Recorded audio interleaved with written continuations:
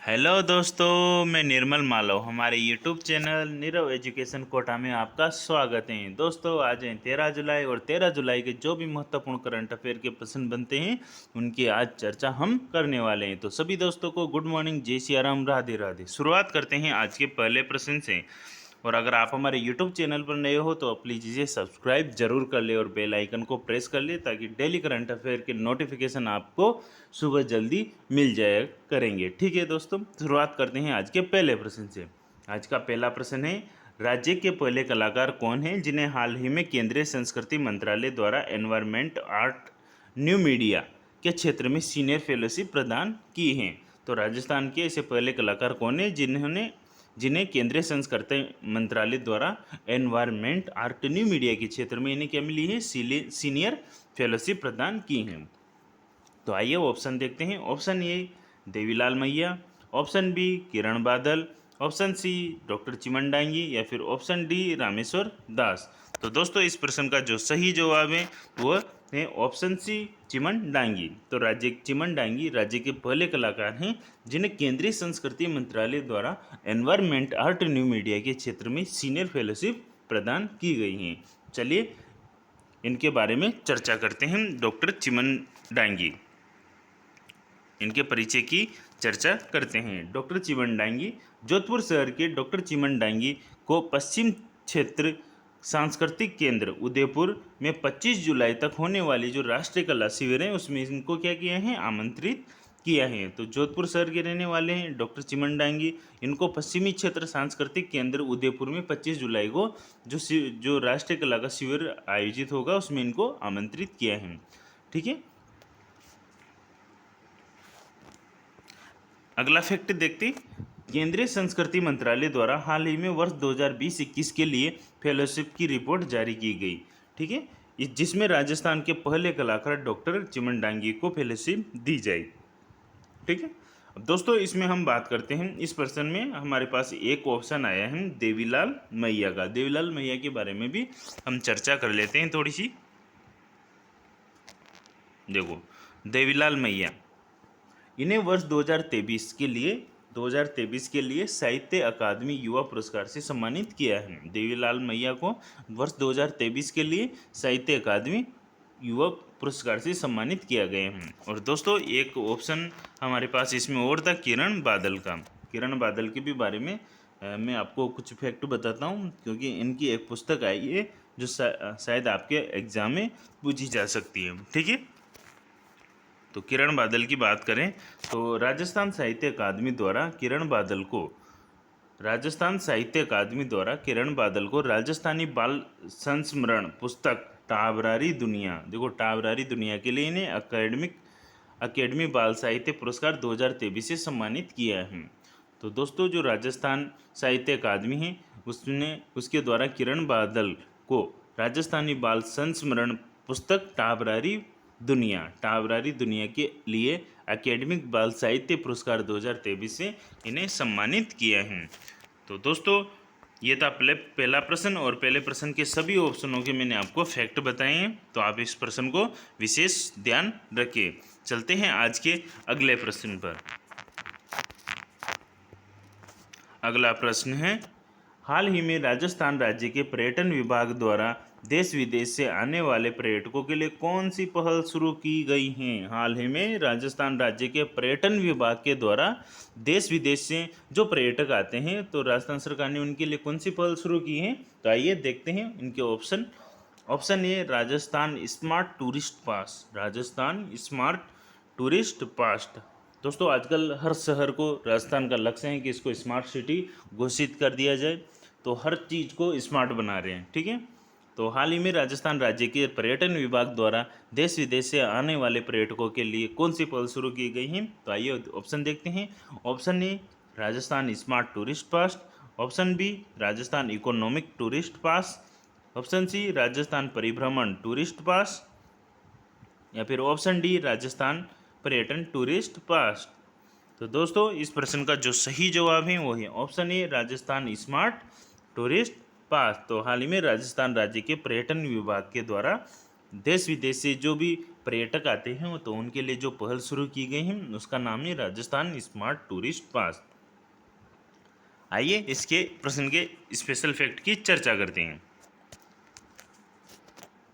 देखो, राजस्थान में पर्यटन उद्योग का दर्जा जो मिला राजस्थान को कब मिला था? मार्च 1989। ठीक है, तो राजस्थान में जो पर्यटन को उद्योग का दर्जा मिला था वो मिला था मार्च 1989 में। ठीक है, 30 नवंबर 2022 को पर्यटन के विकास हेतु ग्रामीण पर्यटन नीति लाई गई। दोस्तों, ये जो मैं डेट बता रहा हूँ इसको आप जरूर याद कर लो। ठीक है, क्योंकि एग्जाम में यही प्रश्न पूछे जाते हैं, ग्रामीण पर्यटन नीति कब जारी की गई, फिल्म पर्यटन प्रोत्साहन नीति कब लाई गई, पर्यटन उद्योग का दर्जा कब मिला है। तो दोस्तों, कुछ चीज़ें हैं जिनमें आपको सन डेट सब याद करना पड़ेगा। ठीक है, तो राजस्थान को पर्यटन उद्योग का दर्जा कब मिला? मार्च 1989 में। और 30 नवंबर 2022 को पर्यटन के विकास हेतु ग्रामीण पर्यटन नीति लाई गई थी। ठीक है, और अप्रैल 2022 में पर्यटन के विकास हेतु राजस्थान फिल्म पर्यटन प्रोत्साहन नीति लाई गई थी। अप्रैल 2022 में पर्यटन के विकास हेतु राजस्थान फिल्म पर्यटन प्रोत्साहन नीति लाई गई है। ठीक है, तो दोस्तों ये था प्रश्न जिसमें हाल ही में राजस्थान राज्य के पर्यटन विभाग द्वारा देश विदेश से जो भी पर्यटक आते हैं तो उनके लिए कौन सी पहल शुरू की गई है। तो उनके लिए जो पहल शुरू की गई है वो है राजस्थान स्मार्ट टूरिस्ट पास। ठीक है दोस्तों, चलते हैं आज के अगले प्रश्न पर। आज का अगला प्रश्न है, हाल ही में राजस्थान सरकार ने राज्य मानसिक स्वास्थ्य प्राधिकरण व मानसिक स्वास्थ्य बोर्ड, दोस्तों नाम लंबा है लेकिन कुछ अच्छा काम है। ठीक है, तो हाल ही में राजस्थान सरकार ने राज्य मानसिक स्वास्थ्य प्राधिकरण व मानसिक स्वास्थ्य बोर्ड का गठन किया है। इसमें किस प्रकार के रोगियों की देखभाल की जाएगी? तो हाल ही में राजस्थान सरकार ने राज्य मानसिक स्वास्थ्य प्राधिकरण व मानसिक स्वास्थ्य बोर्ड का गठन किया है। इसमें किस प्रकार के रोगियों की देखभाल की जाएगी? अब दोस्तों, जिसका गठन किया गया है, जिस बोर्ड का गठन किया गया है उसमें नाम में इसके आंसर है। देखो, राज्य मानसिक स्वास्थ्य प्राधिकरण व मानसिक स्वास्थ्य बोर्ड का गठन किया है। इसमें किस प्रकार के रोगियों की देखभाल की जाएगी? तो आइए चलिए ऑप्शन देखते हैं। ऑप्शन ए, जिनके थायराइड है क्या उन रोगियों की देखभाल की जाएगी इस बोर्ड के अंतर्गत।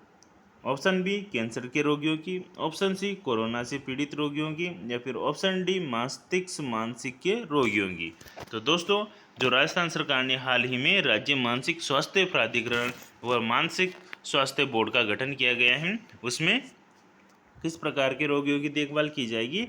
तो उसमें की जाएगी ऑप्शन डी। इस प्रश्न का सही जवाब है ऑप्शन डी, मस्तिष्क या मानसिक से जो पीड़ित लोग हैं उनकी देखभाल की जाएगी। आइए इनके स्पेशल फैक्ट की चर्चा करते हैं।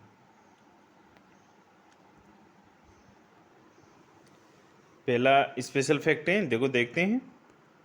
मानसिक रोगी की देखभाल हेतु राष्ट्रीय स्तर पर वर्ष 1982 में राष्ट्रीय मानसिक स्वास्थ्य कार्यक्रम की शुरुआत की गई थी। मानसिक रोगियों की देखभाल के लिए राष्ट्रीय स्तर पर 1982 की बात है, राष्ट्रीय स्तर पर राष्ट्रीय मानसिक स्वास्थ्य कार्यक्रम की शुरुआत की गई थी और 1987 में मानसिक स्वास्थ्य अधिनियम पारित किया गया था। देखो, दोनों प्रश्न ध्यान रखने हैं। अगर आपसे पूछे कि मानसिक स्वास्थ्य कार्यक्रम की शुरुआत राष्ट्रीय स्तर पर कब की गई थी, तो 1982 पर। और अधिनियम आपसे पूछे तो अधिनियम इसका कब पारित किया गया था? तो वर्ष 1987 में मानसिक स्वास्थ्य अधिनियम पारित किया गया, जिसके तहत वर्ष 1996 में जिला मानसिक स्वास्थ्य कार्यक्रम चलाया गया था। और चलाया कब था? 1996 में। देखो, राष्ट्रीय स्तर पर राष्ट्रीय मानसिक स्वास्थ्य कार्यक्रम की शुरुआत 1982 में, फिर इसको अधिनियम पारित किया गया 1987 में, और फिर 1996 में जिला मानसिक स्वास्थ्य कार्यक्रम चलाया गया। और वर्ष 2017 इम्पोर्टेंट है, वर्ष 2017 में मानसिक स्वास्थ्य देखभाल अधिनियम फिर पारित कर दिया गया है। तो वर्ष 2017 में मानसिक स्वास्थ्य देखभाल अधिनियम पारित कर दिया गया है। ठीक है, तो आपको ये प्रश्न भी अच्छे से ध्यान रखना है क्योंकि एग्ज़ाम में बनने की इसकी भी संभावनाएं हैं। ठीक है, मैं एक बार इसको आपको रिवाइज करा देता हूँ। हाल ही में राजस्थान सरकार ने राज्य मानसिक स्वास्थ्य प्राधिकरण व मानसिक स्वास्थ्य बोर्ड का गठन किया है। इसमें किस प्रकार के रोगियों की देखभाल की जाएगी? तो इसमें की जाएगी मानसिक से ग्रसित या मानसिक से जो पीड़ित व्यक्ति हैं उनकी इसमें देखभाल की जाएगी। और मानसिक रोगी की देखभाल हेतु राष्ट्रीय स्तर पर 1982 में राष्ट्रीय मानसिक स्वास्थ्य कार्यक्रम की शुरुआत की गई। 1987 में मानसिक स्वास्थ्य अधिनियम पारित किया गया, जिसके तहत 1996 में जिला मानसिक स्वास्थ्य कार्यक्रम चलाया गया। और वर्ष 2017 की बात करें तो वर्ष 2017 में मानसिक स्वास्थ्य देखभाल अधिनियम पारित कर दिए गए हैं। ठीक है, चलते हैं आज के अगले प्रश्न पर। दोस्तों, अगर आप हमारे YouTube चैनल पर नए हो तो आप इसे प्लीज़ सब्सक्राइब जरूर करें, लाइक करें, शेयर करें और बेल आइकन को भी प्रेस जरूर करें। चलते हैं आज के अगले प्रश्न पर। हाल ही में राज्य के किस खिलाड़ी ने south Asian body building championship में स्वर्ण पदक जीता है? बहुत ही मोस्ट इम्पोर्टेंट प्रश्न है कि हाल ही में राज्य के किस खिलाड़ी ने south Asian body building championship में गोल्ड जीता है? दोस्तों, आजकल गोल्ड ही गोल्ड अपने को मिल रहे हैं, तो मज़े मज़े चंगे चंगे। ठीक है, तो हाल ही में राज्य के किस खिलाड़ी ने south Asian body building championship में स्वर्ण पदक जीता है? तो आइए ऑप्शन देखते हैं। Option A Mukesh Chaudhary, option B Anil Chaudhary, option C Ravindra Shankar Sharma या फिर ऑप्शन डी नरेंद्र कुमावत। तो दोस्तों, इस प्रश्न का जो सही जवाब है वो है ऑप्शन बी अनिल चौधरी। अनिल चौधरी ने हाल ही में south Asian body building championship में क्या जीता है? स्वर्ण पदक जीता है। अब दोस्तों, ये जो साउथ एशियन बॉडी बिल्डिंग है इसका आयोजन कहाँ पर हुआ? तो देखते हैं स्पेशल फैक्ट में। मालदीव में आयोजित south Asian body building championship में उदयपुर के अनिल चौधरी ने क्या जीता है? गोल्ड जीता है। ठीक है, अनिल चौधरी कहाँ के रहने वाले हैं? उदयपुर जिले के रहने वाले हैं और इन्होंने यहाँ पर गोल्ड मेडल जीता। और ये प्रतियोगिता जो आयोजित हुई थी वो कहाँ पर हुई थी? मालदीव में आयोजित हुई थी, जिसका नाम था south Asian body building championship में उदयपुर के अनिल चौधरी ने क्या जीता है? स्वर्ण पदक जीता है। ठीक है दोस्तों, चलते हैं आज के अगले प्रश्न पर।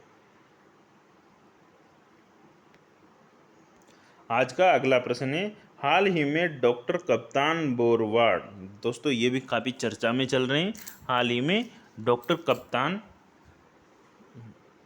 बोरावड़ की कौन सी पुस्तक का विमोचन हुआ है? हाल ही में डॉक्टर कप्तान बोरावड़ की कौन सी पुस्तक का विमोचन हुआ है? तो आइए ऑप्शन देखते हैं। ऑप्शन ए आंगनेरी आस, ऑप्शन बी टाबरारी दुनिया, ऑप्शन सी द्वारारी आस या फिर ऑप्शन डी बरामदारी आस। तो दोस्तों, हाल ही में डॉक्टर कप्तान बोरावड़ की कौन सी पुस्तक का विमोचन हुआ है? तो दोस्तों, इस प्रश्न का जो सही जवाब है वो है ऑप्शन ए, जिसका नाम है आंगनेरी आस। तो डॉक्टर कप्तान बोरावड़ की पुस्तक है आंगनेरी आस, जिसका विमोचन हाल ही में किया गए हैं। अब आइए चलते हैं इसके स्पेशल फैक्ट की तरफ। ठीक है, डॉक्टर कप्तान बोरावड़ की कहानियाँ ग्रामीण परिवेश की मानवीय संवेदनाओं से गुथी हुई सहज एवं सरल कहानियाँ हैं। इन्होंने जो ये पुस्तक लिखी वो सारी ग्रामीण क्षेत्र के ऊपर लिखी हैं, वहाँ का परिवेश कैसा है, वहाँ के लोग कैसे रहते हैं। ठीक है, जो इनको विशिष्ट बनाती हैं और इसी वजह से इनका नाम काफ़ी चर्चा में रहा है। तो डॉक्टर कप्तान बोरावड़ की कहानियाँ ग्रामीण परिवेश के मानवीय संवेदनाओं से गुथी हुई हैं, सहज एवं सरल कहानियाँ हैं जो इनको विशिष्ट बनाती हैं। और दोस्तों, जो आंगनेरी आस कप्तान बोरावड़ की जो पुस्तक है उसके अगर विमोचन की बात करें तो इसका विमोचन किसने किया था? डॉक्टर अर्जुन देव चारण ने किया था। तो आप ये भी ध्यान रखिए, पुस्तक कौन सी थी? डॉक्टर कप्तान बोरावड़ की कौन सी पुस्तक का विमोचन हुआ है? तो पुस्तक तो थी इनकी कौन सी? आंगनेरी आस। और इस पुस्तक का जो विमोचन किया था वो किसने किया था? डॉक्टर अर्जुन देव चारण ने। तो आप ये भी ध्यान रखिए, दोनों में से कोई सा भी बन सकता है। ठीक है, चलते हैं आज के अगले प्रश्न पर। ठीक है, और इसमें एक ऑप्शन आया है टाबरारी दुनिया, ये किसकी पुस्तक है? अभी हमने ऊपर प्रश्न देखा था, तो ये किसकी पुस्तक है? ये है किरण बादल की पुस्तक है। ठीक है, तो चलते हैं आज के अगले प्रश्न पर। आज का अगला प्रश्न है, हाल ही में घोषणा के अनुसार, अब देखो अभी फिर घोषणा हो चुकी है कि राजीव गांधी ग्रामीण एवं शहरी ओलंपिक खेलों का शुभारंभ कब से होगा। हाल ही में घोषणा के अनुसार राजीव गांधी ग्रामीण एवं शहरी ओलंपिक खेलों का शुभारंभ कब होगा। दोस्तों एक घोषणा तो जुलाई में हो चुकी थी, लेकिन अभी फिर एक घोषणा हुई है। तो हाल ही में घोषणा के अनुसार राजीव गांधी ग्रामीण एवं शहरी ओलंपिक खेलों का शुभारंभ शुभारंभ कब से होगा। ठीक है, तो आइए ऑप्शन देखते हैं। ऑप्शन ए 23 जुलाई 2023 से, ऑप्शन बी 5 अगस्त 2023 से, ऑप्शन सी 23 अगस्त 2023 से, या फिर ऑप्शन डी 10 अगस्त 2023 से। तो दोस्तों इस प्रश्न का जो सही जवाब है वो है ऑप्शन बी। ऑप्शन बी यानी कि 5 अगस्त 2023 से राजीव गांधी ग्रामीण एवं शहरी ओलंपिक खेलों का शुभारंभ होगा। 5 अगस्त 2023 से ये शुरू होने वाले हैं। ठीक है, चलते हैं इस प्रश्न के भी स्पेशल फैक्ट की चर्चा कर लेते हैं। स्पेशल फैक्ट में देखते हैं कि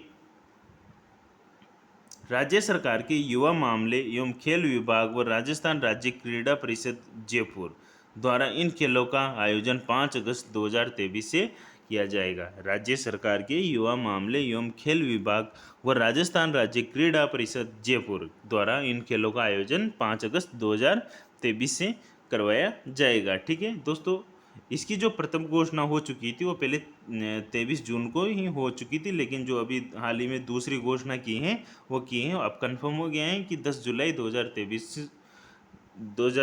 2023 को घोषणा कर दी गई है कि अब जो भी इन खेलों का आयोजन होगा वो 5 अगस्त 2023 को ही होगा। ठीक है, तो ये था आज का प्रश्न। तो इसमें क्या था कि हाल ही में घोषणा के अनुसार राजीव गांधी ग्रामीण एवं शहरी ओलंपिक खेलों का शुभारंभ कब से होगा, तो 5 अगस्त 2023 से होगा। आप इसको अच्छे से ध्यान रखें। ठीक है, चलते हैं आज के अगले प्रश्न की तरफ। ठीक है, अगला प्रश्न है हाल ही में एक भारत एक श्रेष्ठ भारत हाल ही में एक भारत श्रेष्ठ भारत ठीक है कार्यक्रम के तहत 5 दिवसीय कार्यक्रम के लिए राजस्थान से किसका चयन किया गया है। मोस्ट इम्पोर्टेंट प्रश्न है कि हाल ही में एक भारत श्रेष्ठ भारत कार्यक्रम के तहत 5 दिवसीय कार्यक्रम के लिए राजस्थान से किसका चयन किया गया है। ठीक है, तो चलते हैं ऑप्शन देखते हैं। Option A doctor Sangeeta Gandhi, option B doctor Hemlata Gandhi, option C doctor Rekha Gupta, या फिर option D doctor Reema Ahuja. तो दोस्तों इस प्रश्न का जो सही जवाब है वो है option B doctor Hemlata Gandhi. Doctor Hemlata Gandhi को एक भारत श्रेष्ठ भारत कार्यक्रम के तहत 5 दिवसीय कार्यक्रम के लिए राजस्थान से इनका चयन किया गया है। ठीक है, तो चलते हैं स्पेशल फैक्ट में भी इनकी चर्चा करते हैं।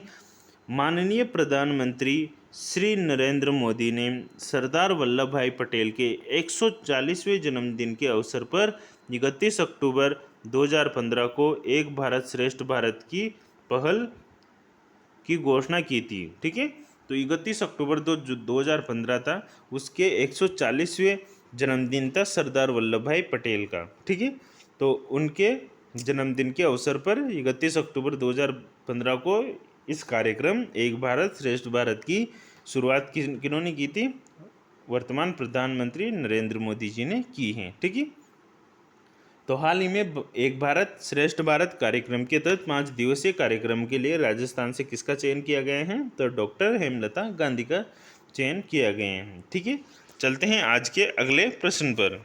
आज का अगला प्रश्न है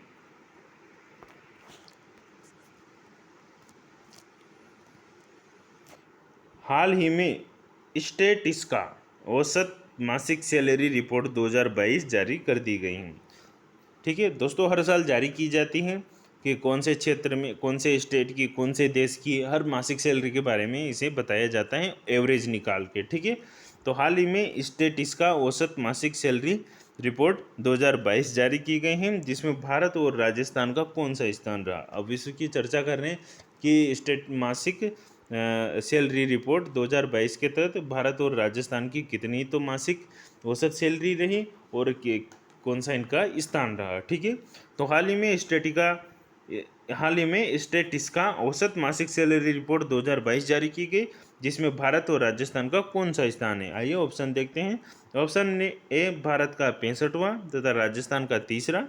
ऑप्शन बी भारत का 66वां व राजस्थान का चौथा।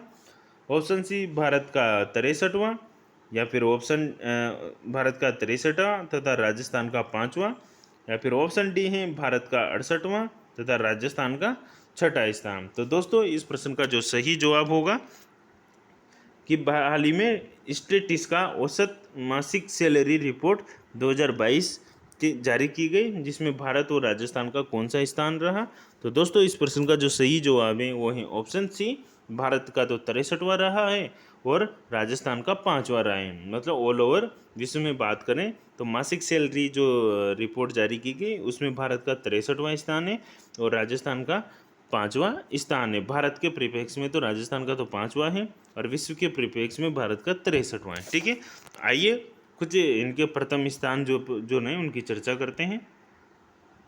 औसत सैलरी में हम बात करते हैं तो विश्व में स्विट्जरलैंड प्रथम स्थान पर रहे हैं और भारत का 63वां स्थान यहाँ पर रहा है। अब भारत की बात करें क्योंकि इम्पोर्टेंट हमारे लिए भारत की हैं जो इसमें जो डेटा कौन कौन से, ठीक है। तो देखो भारत में स्टेटिस का जो मासिक सैलरी है उसकी रिपोर्ट में प्रथम स्थान पर भारत का कौन सा राज्य रहा है? उत्तर प्रदेश रहा है। और इसकी जो औसत जो मासिक सैलरी है वो कितनी है? 20,730 मासिक औसत सैलरी ये यहाँ पर है, ठीक है। और जो अपना राजस्थान आया है उसको 5वां स्थान मिला है और राजस्थान की जो मासिक औसत सैलरी है वो कितनी है? 19,740 इनकी मासिक औसत सैलरी हैं जो भारत में 5वें स्थान पर हैं, ठीक है। और विश्व में प्रथम स्थान पर स्विट्जरलैंड है और भारत का स्थान 63वां है। और भारत में अगर बात करें प्रथम स्थान की तो उत्तर प्रदेश का प्रथम स्थान है जिसकी औसत मासिक सैलरी 20,730 है। फिर राजस्थान का स्थान की बात करें तो 5वां है और राजस्थान की जो मासिक औसत सैलरी है वो कितनी है? 19,740 है, ठीक है। चलते हैं आज के अगले प्रश्न पर, ठीक है। आज का अगला प्रश्न है, हाल ही में जयपुरिया एवं एमजीडी स्कूल से राजस्थान के स्कूलों में डेल्फिक क्लब खोले जाने की शुरुआत की गई है। यह स्कूल किस जिले में है? हाल ही में देखो, हाल ही में जयपुरिया एवं एमजीडी स्कूल की चर्चा कर रहे हैं कि हाल ही में जयपुरिया एवं एमजीडी स्कूल से राजस्थान के स्कूलों में डेल्फी क्लब खोलने जाने की शुरुआत की गई है। यह स्कूल किस जिले में है? तो बात करें जयपुरिया एवं एमजीडी स्कूल की कि ये स्कूल कहाँ पर स्थित है, तो आइए ऑप्शन देखते हैं। ऑप्शन ए जोधपुर में, ऑप्शन बी जयपुर में, ऑप्शन सी सवाई माधोपुर में, या फिर ऑप्शन डी अलवर में। तो दोस्तों इस प्रश्न का जो सही जवाब है वो है ऑप्शन बी जयपुर में। तो हाल ही में जयपुरिया एवं एमजीडी स्कूल से राजस्थान के स्कूलों में डेल्फी क्लब खोले जाने की शुरुआत की गई है। और यह स्कूल किस जिले में? तो ये स्कूल कहाँ पर है? जयपुर जिले में स्थित है, ठीक है। आइए इस प्रश्न के स्पेशल फैक्ट की चर्चा करते हैं, ठीक है। स्पेशल फैक्ट में देखते हैं कि प्रदेश के विद्यालयों एवं महाविद्यालयों में डेल्फी क्लब की स्थापना की जाएगी। इस ओर पहल कदम बढ़ाते हुए जयपुर के जयपुरिया एवं एमजीडी स्कूल में डेल्फी क्लब खोलने की शुरुआत की गई है। देखो डेल्फी काउंसिल ऑफ राजस्थान के अध्यक्ष एवं सहकारिता प्रमुख कौन, शासन सचिव कौन है? श्रेया गुहा है, ठीक है। तो डेल्फी काउंसिल ऑफ राजस्थान के अध्यक्ष एवं सहकारिता प्रमुख शासन सचिव कौन है? श्रेया गुहा है, ठीक है। तो दोस्तों हाल ही में जयपुरिया एवं एमजीडी स्कूल से राजस्थान के स्कूलों में डेल्फी क्लब खोले जाने की शुरुआत की गई है। यह स्कूल किस जिले में स्थित है? तो ये कहाँ पर है? जयपुर में स्थित है, ठीक है। और डेल्फी काउंसिल ऑफ राजस्थान के अध्यक्ष एवं सहकारिता प्रमुख शासन सचिव कौन है? श्रेया गुहा है, ठीक है। चलते हैं आज के अगले प्रश्न और अंतिम प्रश्न पर। राजस्थान ललित कला अकादमी द्वारा किस कला के क्षेत्र में उत्कृष्ट कार्य करने के लिए सम्मानित किया गया है? किसे? तो राजस्थान ललित कला अकादमी द्वारा किसे कला के क्षेत्र में उत्कृष्ट कार्य करने के लिए सम्मानित किया गया है? आइए ऑप्शन देखते हैं। ऑप्शन ए किरण बादल, जिसको हमने अभी ऊपर चर्चा की है। Option B Roma Devi, option C Rati Saxena या फिर option D doctor Reema Garg. तो दोस्तों इस प्रश्न का जो सही जवाब है वो है option D doctor Rama Garg, doctor Rama Garg. तो राजस्थान ललित कला अकादमी द्वारा किसे कला के क्षेत्र में उत्कृष्ट कार्य करने के लिए सम्मानित किए हैं? तो किसे किए गए हैं? डॉक्टर रमा गर्ग को किया गए हैं। आइए स्पेशल फैक्ट की चर्चा करते हैं। ठीक है, स्पेशल फैक्ट में है राजस्थान ललित कला अकादमी द्वारा अजमेर की सुप्रसिद्ध स्त्री रोग विशेषज्ञ डॉक्टर रमा गर्ग को कला में उत्कृष्ट कार्य करने के लिए सम्मानित किया है। ठीक है, तो राजस्थान ललित कला अकादमी द्वारा अजमेर की सुप्रसिद्ध, कहाँ की ये? अजमेर की हैं, अजमेर की सुप्रसिद्ध स्त्री रोग विशेषज्ञ डॉक्टर रमा गर्ग को कला के क्षेत्र में उत्कृष्ट कार्य करने के लिए सम्मानित किए हैं। राजस्थान साहित्य अकादमी, अब जो किरण बादल की हमने बात की थी उसकी चर्चा करते हैं कि राजस्थान साहित्य अकादमी द्वारा किरण बादल को राजस्थानी बाल संस्मरण पुरस्कार पुस्तक टाबरारी दुनिया के लिए अकेडमी बाल साहित्य पुरस्कार 2023 से सम्मानित किया है। ठीक है, तो दोस्तों जो राजस्थान ललित कला अकादमी द्वारा अजमेर की जो सुप्रसिद्ध स्त्री रोग विशेषज्ञ हैं डॉक्टर रमा गर्ग को कला के क्षेत्र में उत्कृष्ट कार्य के लिए सम्मानित किया गया है। तो दोस्तों ये थे आज के महत्वपूर्ण 10 प्रश्न जिनकी चर्चा आज हमने कर ली है। दोस्तों आप सभी से रिक्वेस्ट है कि आप हमारे यूट्यूब चैनल पर अगर नए हो तो प्लीज़ इसे सब्सक्राइब जरूर कर ले और चैनल को लाइक भी करो और शेयर भी करो और हमारे यूट्यूब चैनल के साथ जुड़े रहो। ठीक है दोस्तों, आपको मिलते रहेंगे ऐसे ही महत्वपूर्ण प्रश्न आने वाले हर रोज़ के दिनों में जो आपके आगामी भर्ती परीक्षाओं में बहुत ही महत्वपूर्ण साबित होंगे। ठीक है दोस्तों, सभी को गुड मॉर्निंग, जय सिया राम, राधे राधे। मिलते हैं अगले वीडियो के साथ। धन्यवाद।